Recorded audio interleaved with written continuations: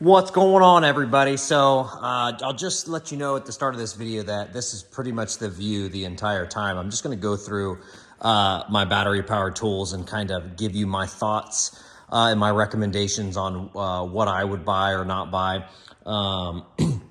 especially for the new guys getting into the industry. I know that's always a common question. It's not going to be me. It's going to be this pretty much the whole time with me talking through what I have. So if you're not interested in that, then obviously you're not going to want to watch this video. If you are interested and you like this kind of content, and typically I'm not just talking behind a phone or a camera, I will be picking up the tools and giving you part numbers. But if you do like this stuff, feel free to subscribe, hit the like button. Definitely go in there and throw down in the comments what you prefer as far as battery power tools, what brand. Obviously, everybody has their personal preference. If you see, I have several Milwaukees and Snap-on. I also do have some Matco tool stuff. I have some Cornwell stuff. I have multiple brands. I'm not particularly brand specific. If you've watched any of my videos, you'll know I do primarily have mostly Snap-on stuff, but that is because during my 12 plus years in this industry, I've had a great Snap-on dealer throughout that. Even when I switched shops and switched dealers, almost all of them have been fantastic. So I always say buy from a great tool dealer, someone that's going to take care of you. So anyways, let's get into it. No more delaying. This one, I did a video with this about cleaning hubs, and I had a half-inch hub cleaner, and the comments are hilarious. You should go and check that out. It was just a YouTube short that I did talking about cleaning hubs, and the fanboys and the crazy people in there get wild. So this is the 2565-20 right angle half-inch impact. Obviously, you can tell the size. It's pretty small for an impact. And it's only M12, so it's not going to have a ton of power. But I will tell you, in the right job and right case, it does work great, and I do use it a lot, as you can tell. I do love this tool. I would highly recommend it for sure. Just understand, it's not going to be as powerful as a standard impact, but it's going to be better than most of your right angle battery power ratchets because you got the impacting part of it. So that's going to be nice, but it's obviously quite a bit bigger. So every tool has a different situation. Sorry, I'm trying to do the video and look at the screen too. So this is just the standard, I think, so the part number's hard to read anymore. I think it's CTR 767 3/8 Snap-on 14.4 ratchet. This is actually what got me into battery powered tools from Snap-on. It was the first one I bought and I loved it. I don't use it a ton anymore because I have the Brute, which at first I hated. Full disclosure, and I sent it in because I thought there was something wrong with it, and then there was actually a break-in period, and when I got it back the second time, I felt like it was still broken, and then I started using it more on a regular basis, and now I use this primarily all the time, definitely over this one, the standard 3/8. So this is CTR 768, so I do really like this tool. The 1/4-inch version, CTR 717.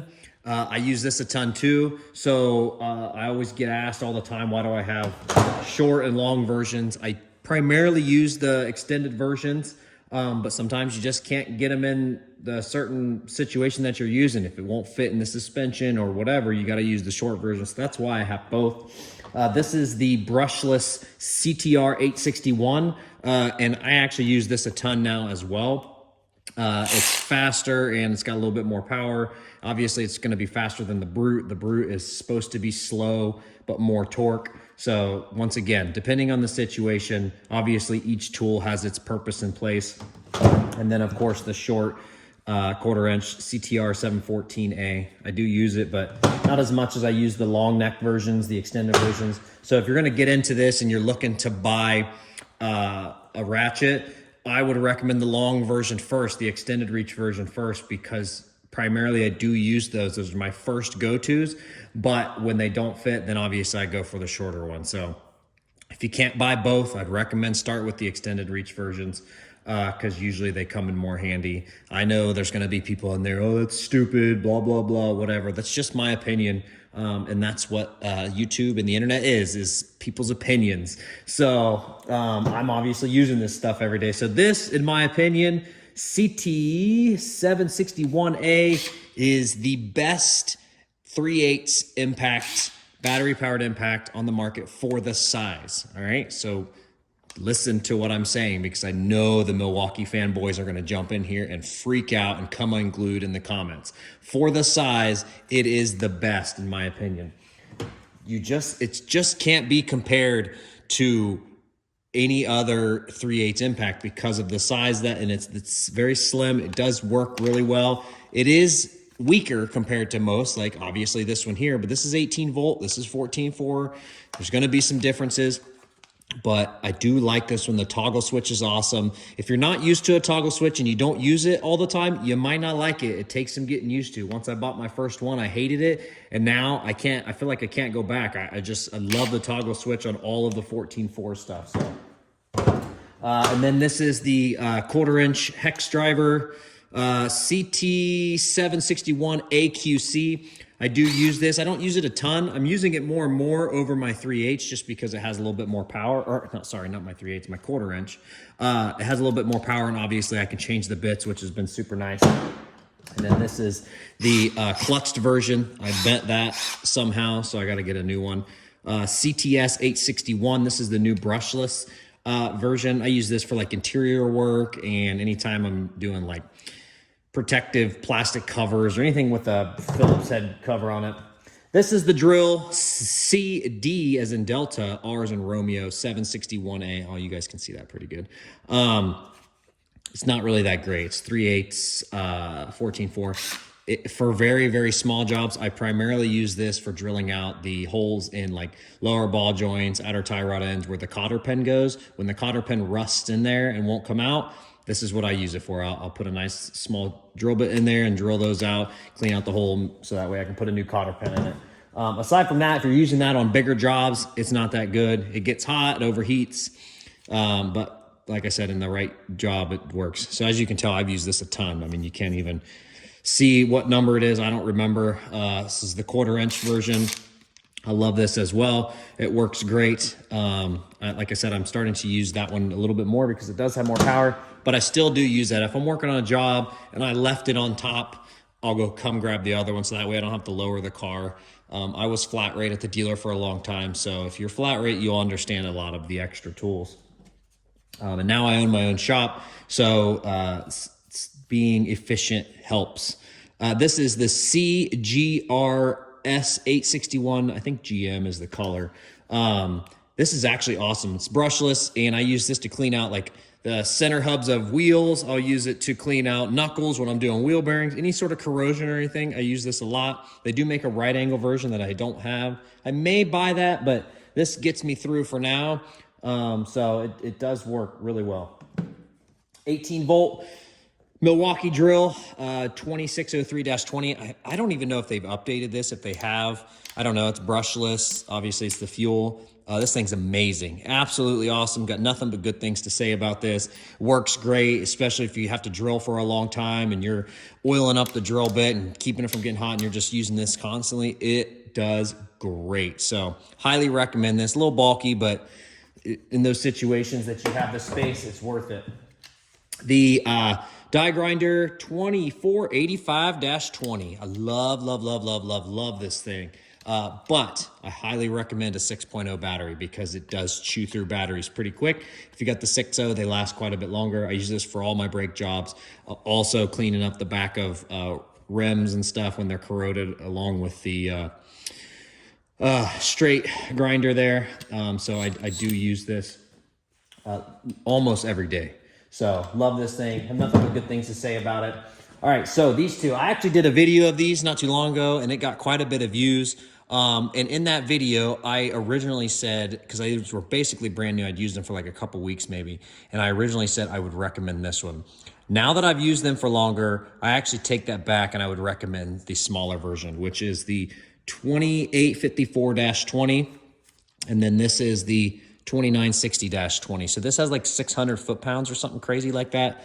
And I don't know what this one has, to be honest. But I actually go for this one a lot more, as you can tell by how dirty this one is compared to this one. I do use this, but most of the time this gets it done. And so the smaller head here makes it a lot easier do like suspension and any sort of brakes or whatever I'm working on.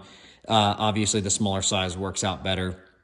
So this one, it can be pretty brutal as far as when you're using it, because it does have so much power, and being that it's a 3/8, it doesn't transfer power very well. So I actually want to buy this one in the 1/2 inch too, because I think that could come in handy. That way you don't have to, you can use a 1/2 inch socket over the 3/8. So the new CT 9050 1/2 inch compact. So if you go and look at the torque test channel review on YouTube, I think that's what it's called. It's torque something channel on YouTube. They do a video with this impact compared to the CT 9080, which is the big version of this.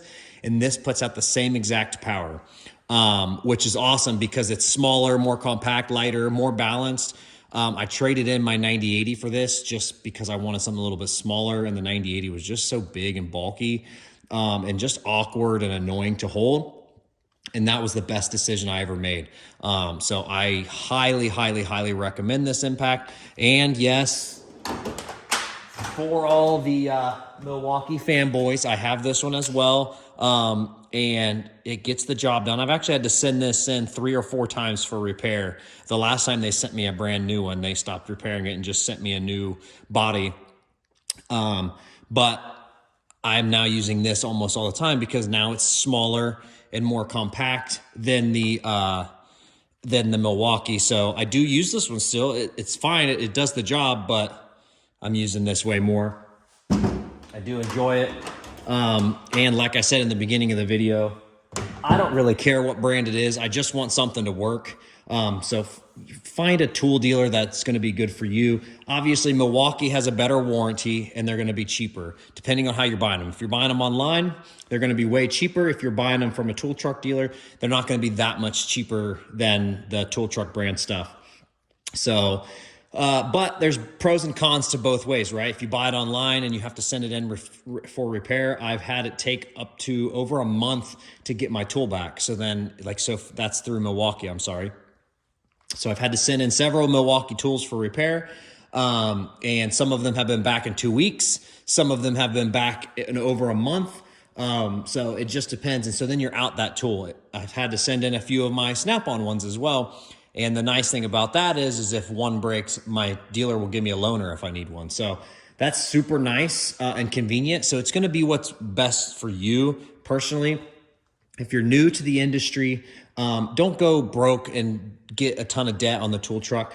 It's okay. Buy the Milwaukee stuff, and honestly, it'll probably work fine for you your entire career. Excuse me. At the end of the day, it's personal preference, right?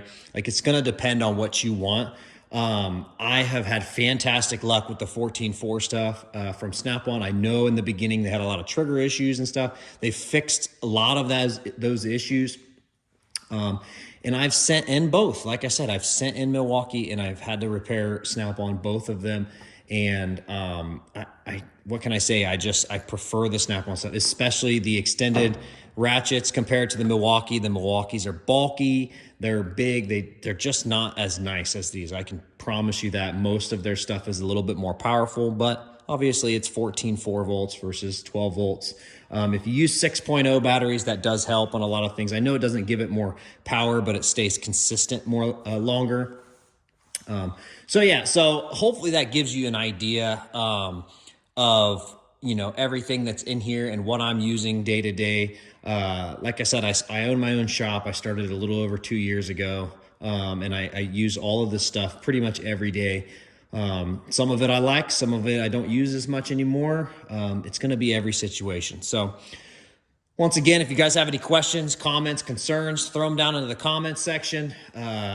Don't worry, I won't hold back. If you got something to say it. And I'll respond 100% if you liked some spicy comment sections.